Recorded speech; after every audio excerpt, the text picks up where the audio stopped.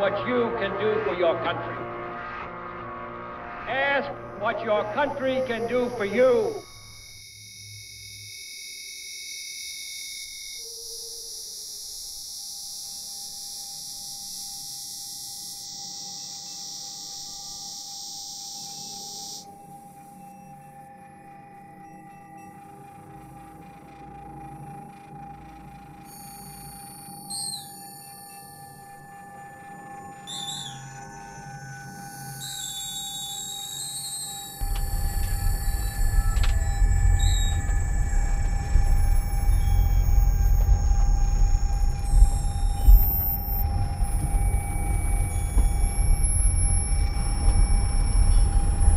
How late are you here tonight?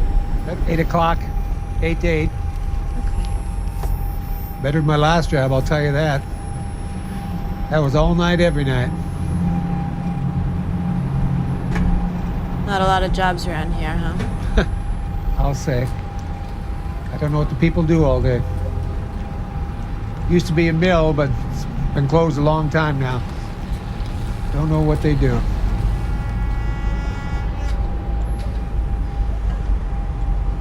Can't get a job without an address anyway. Or a phone. You can't get an address without an address. You can't get a job without a job. It's all fixed. That's why I'm going to Alaska. Here they need people. I hear it's real pretty up there. Yeah.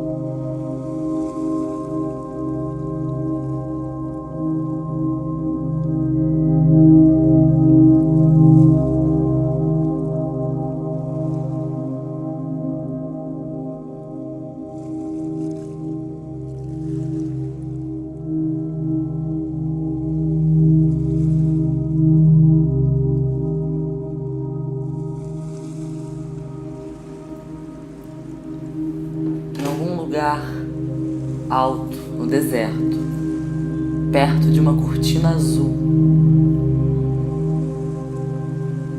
As saias de janeiro estão onduladas.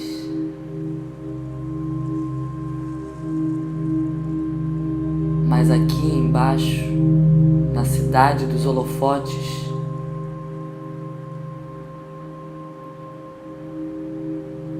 os fãs do rio estão contundentes. E você não pode negar que viver é fácil. Se você nunca olhou por trás do cenário.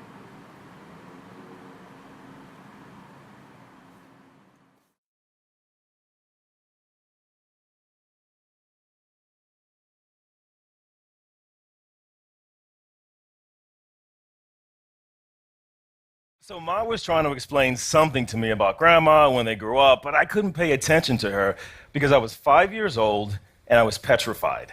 I had just seen The Green Lady.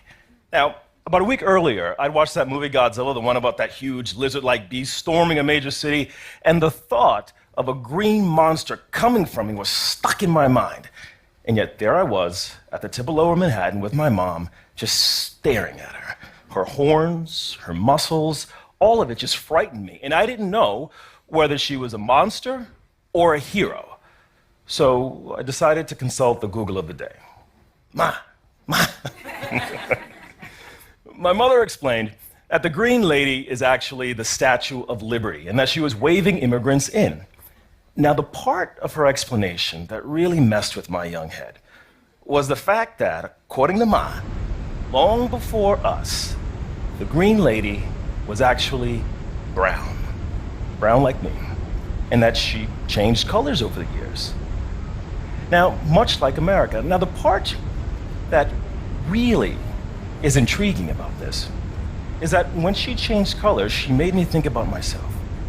Now, it all made sense to me because as a first-generation American, I was surrounded by immigrants. In fact, within my immediate social circle of the people who support me, who enrich my life, at least 2 are foreign-born. My life as a U.S. citizen is in many ways shaped by newcomers, and chances are, so is yours.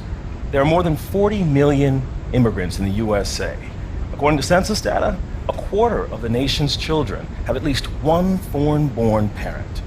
I know all these statistics because I study global migration patterns. I'm a journalist, and for the last few years, I've been documenting the lives of U.S. citizens who lost people to deportation, and the numbers are enormous. From 2008 to 2016, more than 3 million people were ordered removed. That's the technical term for being deported. There is an economic, a political, a psychological, and an emotional cost to those deportations. It's the moments when these circles are broken. I once asked a U.S. soldier, "Why did you volunteer to fight this war?" And she told me, "Because I'm proud to defend my country." But I pressed her, "No, really, when you're on base and you hear bombs exploding in the distance and you see soldiers coming back who are gravely injured, in that moment, when you know you could be next, what does my country mean?" She looked at me. My country is my wife, my family, my friends, my soldiers. What she was telling me is that my country is a collection of these strong relationships, these social circles. When the social circles are weakened, a country itself is weaker. We're missing a crucial aspect in the debate about immigration policy. Rather than focusing on individuals, we should focus on the circles around them, because these are the people who are left behind. The voters, the taxpayers, the ones who are suffering that loss. And it's not just the children of the deported who are impacted. You have brothers and sisters who are separated by borders. You have classmates, teachers, law enforcement officers, technologists, scientists, doctors, who are all scrambling to make sense of new realities when their social circles are broken. These are the real lives behind all these statistics that dominate discussions about immigration policy, but we don't often think about them. And I'm trying to change that. Here's just one of the real-life stories that I've collected, and it still haunts me. I met Ramon and his son in 2016. the same year both of them were being ordered out of the country. Ramon was being deported to Latin America, while his son, who was a sergeant in the US military, was being deployed. Deported, deployed. If you just look at Ramon's case, it wouldn't be clear how deeply connected to the country he is. But consider his son, a US citizen defending a country that's banished his father. The social circle is what's key here. Here's another example that illustrates those critical bonds. A group of citizens in Philadelphia were concerned about their jobs because the legal owner of the restaurant where they worked was an undocumented immigrant, and immigration officials had picked him up. They rallied behind him. An immigration lawyer argued he was too important to the local community to be deported. At the hearing, they even submitted restaurant reviews. In the end, a judge exercised what's called judicial discretion and allowed him to stay in the country, but only because they considered the social circle. There are 23 million non-citizens in the USA, according to verifiable federal data. And that doesn't include the undocumented, because numbers for that population are at best a complex estimate. So let's just work with what we have. That's 23 million social circles, about 100 million individuals whose lives could be impacted by deportation, and the stress of it all is trickling down through the population. A 2017 poll by UCLA of LA County residents found that 30% of citizens in LA County are stressed about deportation, not because they themselves could be removed, but rather because members of their social circle were at risk. Now, I am not suggesting that no one should ever be deported. Don't confuse me with that. But what I am saying is that we need to look at the bigger picture. If you are within the sound of my voice, I want you to close your eyes for a moment and examine your own social circle. Who are your foreign-born? What would it feel like if the circle were broken? Share your story. I'm building a global archive of first-person accounts and linking them with mapping technology so that we can see exactly where these circles break. Because this is not just an American issue. There are 250 million migrants around the world, people living, loving, and learning in countries where they were not born. And in my career, in my life, I've been one of them. In China, in Africa, in Europe. And each time I become one of these foreigners, one of these strange-looking guys in a new land, I can't help but think back to that day when I was in Lower Manhattan with my mom, all those decades ago, when I was scared, and I had just spotted that green lady. And I guess the question that I keep on thinking about when I see her and all the younger replicas of her that are so obviously brown, and even the paintings that showcase her in the beginning as not quite green. When I look at all of that, the question that my research seeks to answer becomes to me the same one that confounded me all those years ago. Is she a monster or a hero? Reported structure fire for Light 464. We're taking some pretty heavy flak on Adams about Hobart. There's 3 separate structure fires through the window. Like the full hard. There's a PD in that area and some fire companies assigned. We have a fireman shot. We need help immediately. Roger, OCD. We can't beat us out in the room of the gurney. They're dispatching LAPD units along with all fire trucks that respond to major emergency blazes for our protection. But with respect to trying to get LAPD service or anything else, folks, you're on your own down there.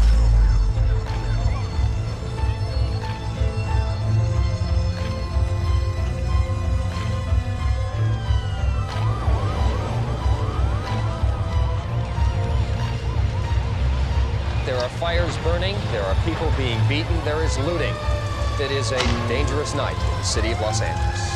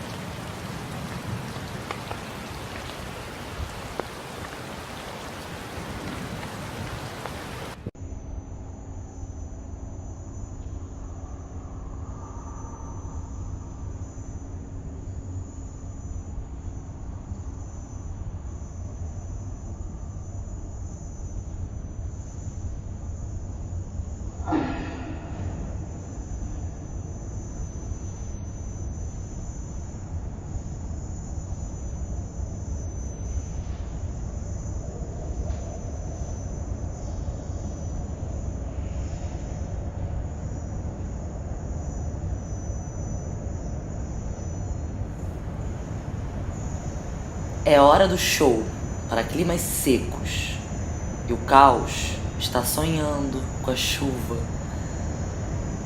Quando as montanhas do rio estão queimando, palmeiras são velas no vento assassino. Então, muitas vidas estão na brisa.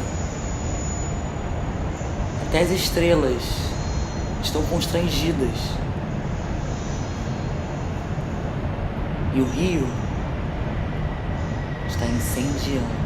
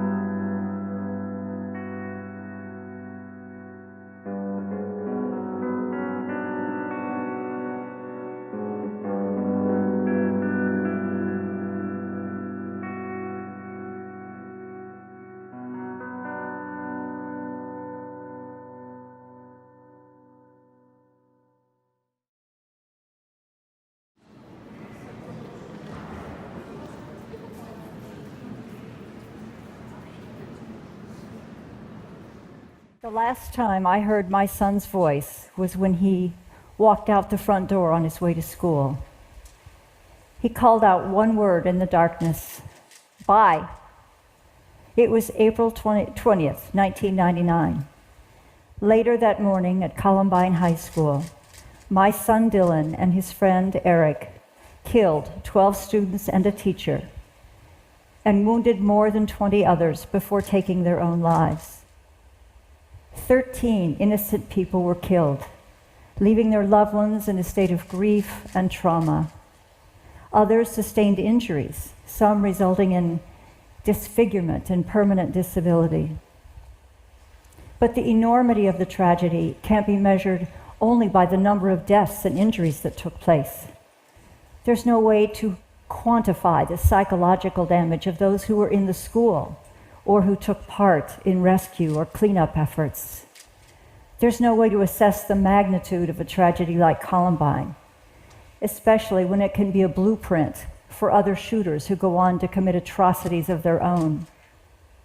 Columbine was a tidal wave, and when the crash ended, it would take years for the community and for society to comprehend its impact. It has taken me years to try to accept my son's legacy. The cruel behavior that defined the end of his life showed me that he was a completely different person from the one I knew. Afterwards, people asked, "How could you not know? What kind of a mother were you?" I still ask myself those same questions. Before the shootings, I thought of myself as a good mom, helping my children become caring, healthy, responsible adults was the most important role in my life. But the tragedy convinced me that I failed as a parent, and it's partially this sense of failure that brings me here today. Aside from his father, I was the one person who knew and loved Dylan the most. If anyone could have known what was happening, it should have been me, right? But I didn't know. Today, I'm here to share the experience of what it's like to be the mother of someone who kills and hurts. For years after the tragedy, I combed through memories, trying to figure out exactly where I failed as a parent. But there are no simple answers. I can't give you any solutions. All I can do is share what I have learned. When I talk to people who didn't know me before the shootings, I have 3 challenges to meet. First, when I walk into a room like this, I never know if someone there has experienced loss because of what my son did. I feel a need to acknowledge the suffering caused by a member of my family who wasn't here to do it for himself. So first, with all of my heart, I'm sorry if my son has caused you pain. The second challenge I have is that I must ask for understanding and even compassion when I talk about my son's death as a suicide. 2 years before he died, he wrote on a piece of paper in a notebook that he was cutting himself.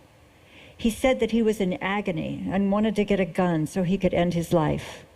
I didn't know about any of this until months after his death. When I talk about his death as a suicide, I'm not trying to downplay the viciousness he showed at the end of his life. I'm trying to understand how his suicidal thinking led to murder. After a lot of reading and talking with experts, I've come to believe that his involvement in the shootings was rooted not in his desire to kill, but in his desire to die. The third challenge I have when I talk about my son's murder-suicide is that I'm talking about mental health. Is that I'm talking about mental health, or brain health, as I prefer to call it, because it's more concrete. And in the same breath, I'm talking about violence. The last thing I want to do is to contribute to the misunderstanding that already exists around mental illness. Only a very small percent of those who have a mental illness are violent toward other people.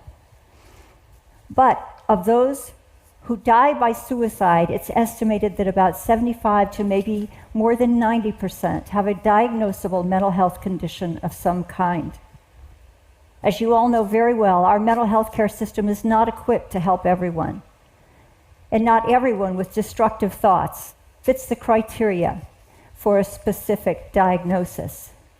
Many who have ongoing feelings of fear or anger or hopelessness are never assessed or treated. Too often they get our attention only if they reach a behavioral crisis. If estimates are correct, that about 1 to 2% of all suicides involves the murder of another person, when suicide rates rise, as they are rising for some populations, then murder-suicide rates will rise as well. I wanted to understand what was going on in Dylan's mind prior to his death, so I looked for answers from other survivors of suicide loss.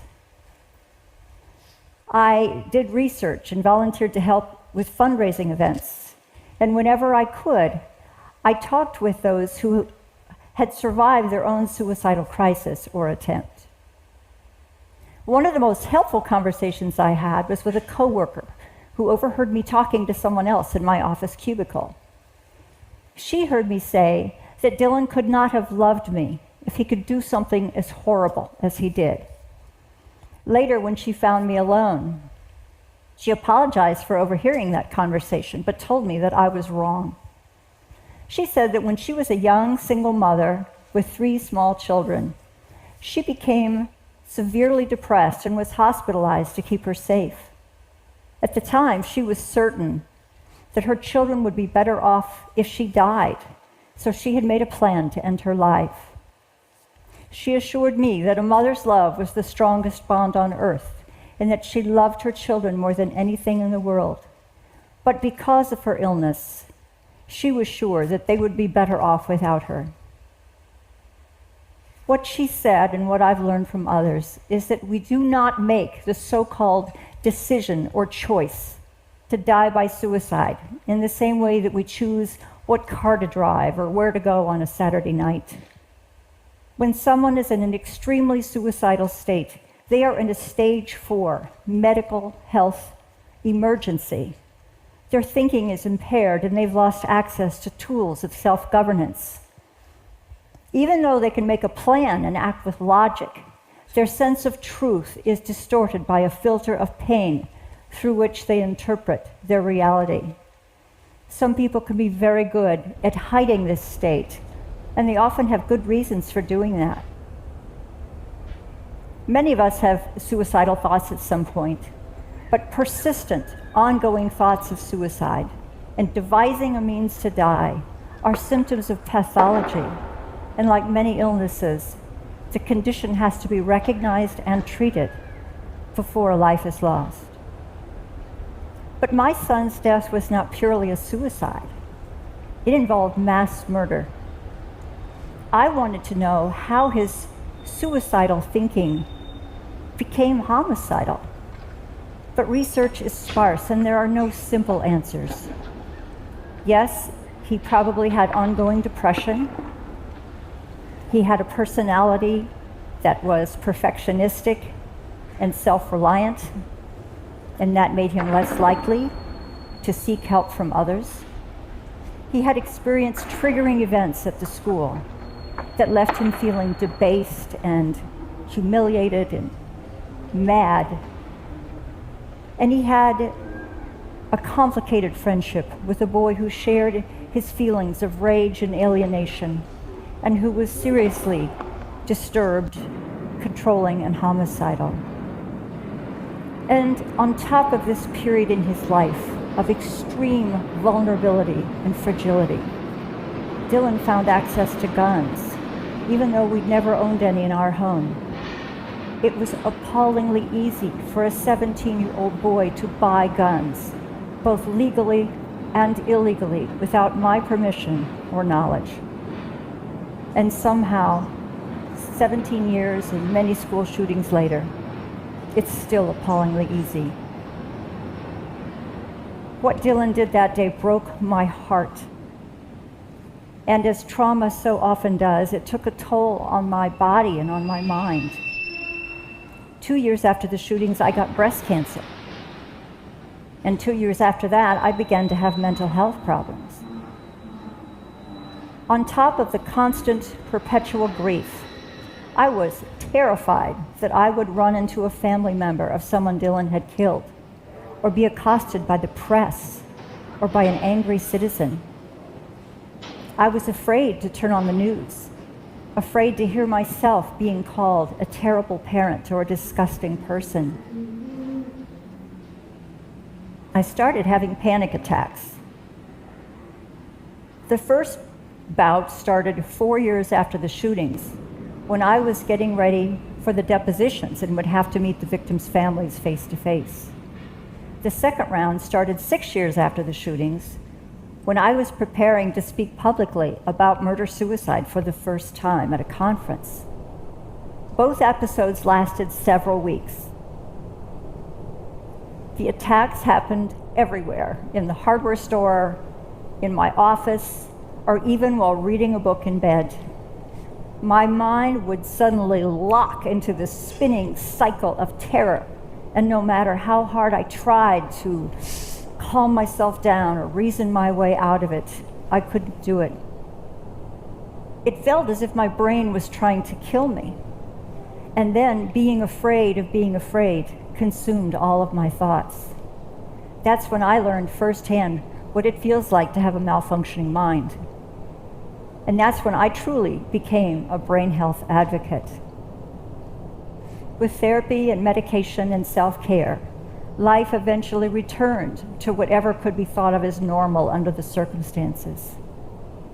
When I look back on all that had happened, I could see that my son's spiral into dysfunction probably occurred over a period of about 2 years. Plenty of time to get him help. If only someone had known that he needed help and known what to do.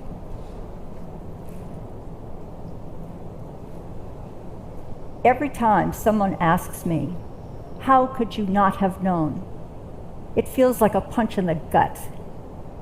It carries accusation and taps into my feelings of guilt that no matter how much therapy I've had, I will never fully eradicate. But here's something I've learned. If love were enough to stop someone who was suicidal from hurting themselves, suicides would hardly ever happen. But love is not enough, and suicide is prevalent. It's the second leading cause of death for people aged 10 to 34. And 15% of American youth report having made a suicide plan in the last year. I've learned that no matter how much we want to believe we cannot know or control everything our loved ones think and feel. And the stubborn belief that we are somehow different, that someone we love would never think of hurting themselves or someone else, can cause us to miss what's hidden in plain sight. And if worst-case scenarios do come to pass, we'll have to learn to forgive ourselves for not knowing, or for not asking the right questions, or not finding the right treatment. We should always assume that someone we love may be suffering, regardless of what they say or how they act. We should listen with our whole being, without judgment and without offering solutions. I know that I will live with this tragedy, with these multiple tragedies, for the rest of my life. I know that in the minds of many, what I lost can't compare to what the other families lost. I know my struggle doesn't make theirs any easier. I know there are even some who think I don't have the right to any pain, but only to a life of permanent penance. In the end, what I know comes down to this. The tragic fact is that even the most vigilant and responsible of us may not be able to help. But for love's sake, we must never stop trying.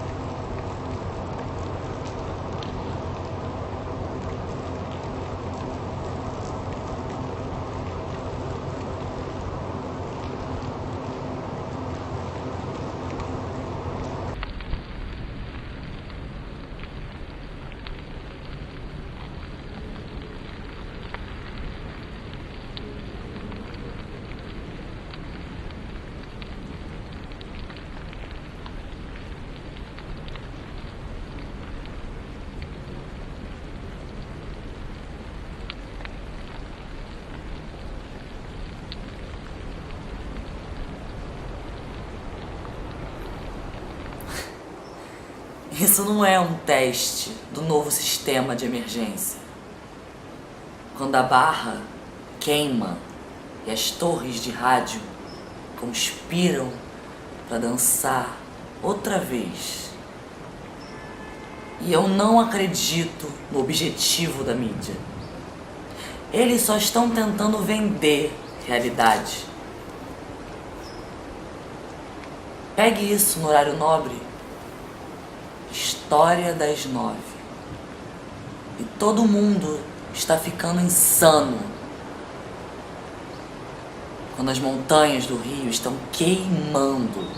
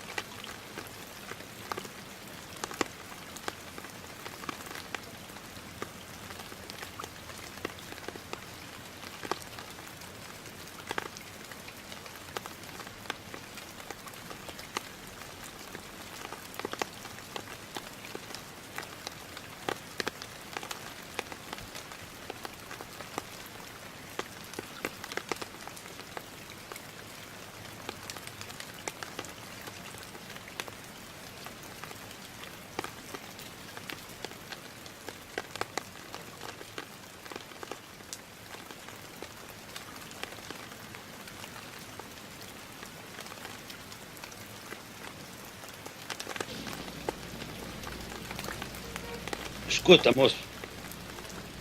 Acho que temos pouco a conversar. De minha parte, eu quero dizer que estou muito surpreso e que me enganei.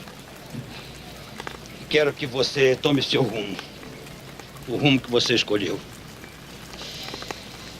Porque esta não é, nunca foi e nunca vai ser a casa de um fura-greve. Eu só queria dizer que não foi por covardia.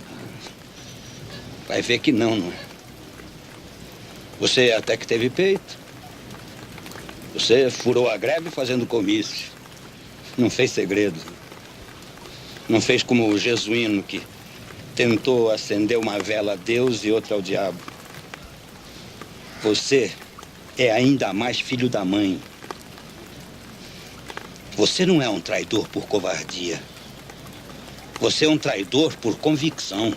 Olha aqui, eu não sou não filho da mãe. Eu gosto do meu pessoal. Mas eu preferi ter o desprezo deles a estar me arriscando a ver minha mulher sofrer como minha mãe sofre, como todo mundo aqui sofre. Tá certo. No fundo, a culpa não é só tua, não. Eu tive culpa. Culpa nenhuma, pai. Eu tive culpa. Culpa de quê, porra?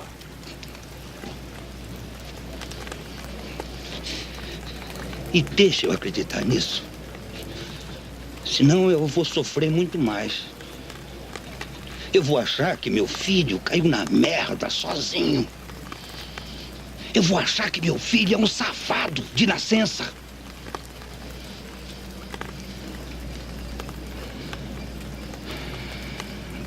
Olha, rapaz. Nós não temos mais nada a dizer.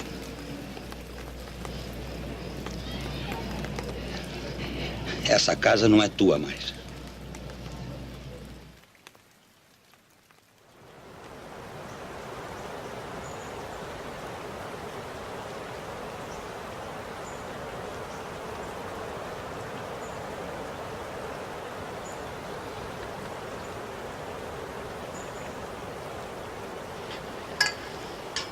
You're my mother. You're my father. You're my mother. You're my whole family.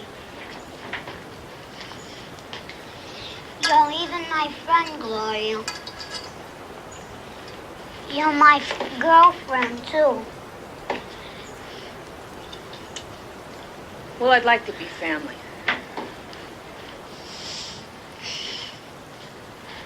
You think they're gonna catch us, huh? I don't know. Probably. They can't beat the system. What's the system? System?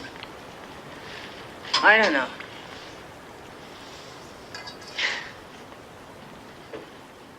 Then how do you know you can't beat it? Well, not too many people have. Then have some people did? Yeah, I think so.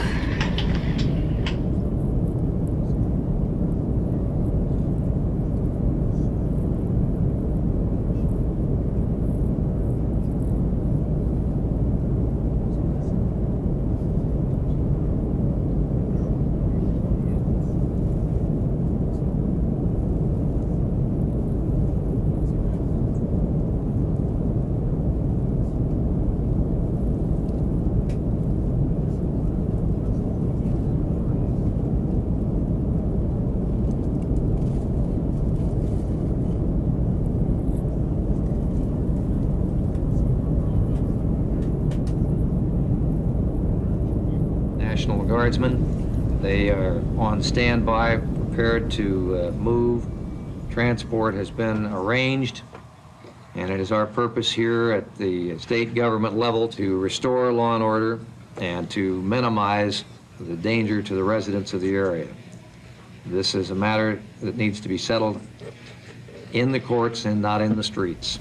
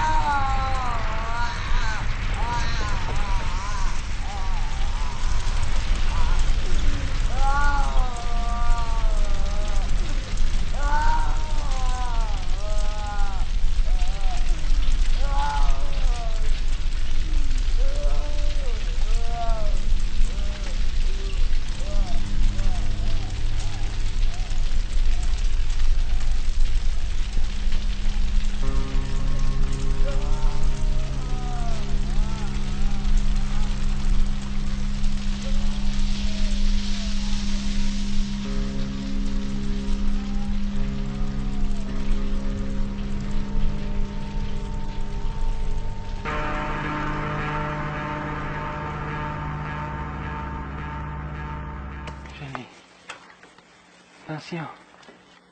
Faut que j'essaie de descendre mon trépied en même temps, là. Ok, j'ai mon trépied. Oh, si, il y en a. Oh, c'est trop beau. C'est quoi? Regarde. C'est trop beau. Non. Un drone. Non. Ok, je l'ai. Ok, là, vous allez voir la vie. Là. Vous allez voir une vie autre que la nôtre, ok? Checkez ça.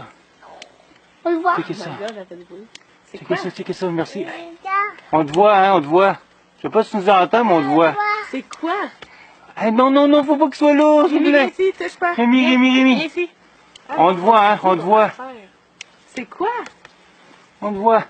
Ça brille, hein? Hey, c'était vraiment nice. Ça brille. Ah, Reste ici, Rémi.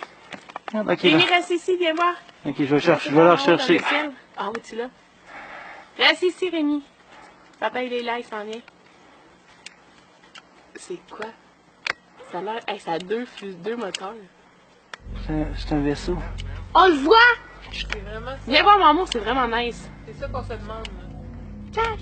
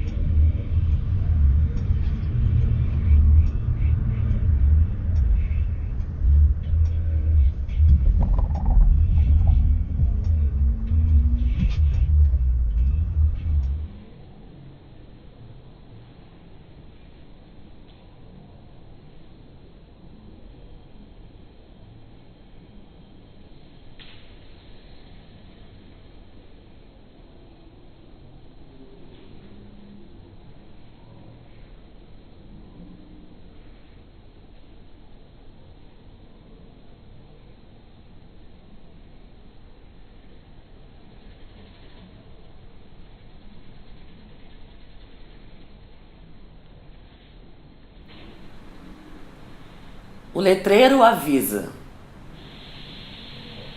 o fim dos dias. Ramos de jacarandá estão se curvando nas cinzas. Mais uma questão do que uma maldição. Como pode o inferno ser algo pior? As chamas estão maravilhosas. As câmeras estão correndo. Então tome cuidado.